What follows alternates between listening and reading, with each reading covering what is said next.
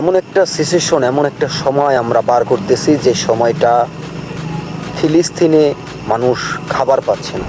আমরা সবসময় খবরে দেখতেছি যে ফিলিস্তিনের মানুষ খাবার পাচ্ছে না, তারা খাবার অভাবে শিশুরা মারা যাচ্ছে।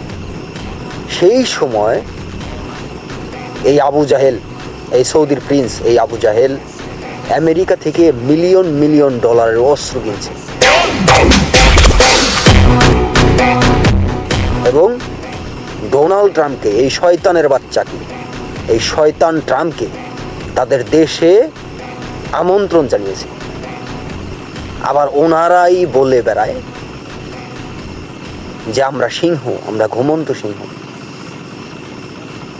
আমি বলি তুই তো বেটা কুত্তার সমানও না, কুত্তার সমানও না। তুই সিংহ তো দূরের কথা, তুই কুত্তার সমানও না। তুই হলো আমেরিকার পাঁচাটা গোলাম, তুই একটা হিজড়া, আমেরিকার পাঁচাটা গোলাম। মুসলিম বিশ্বের সিংহ পুরুষরা মারা গেছে, সবগুলারে মেরে ফেলছে এই আমেরিকার এই শয়তান।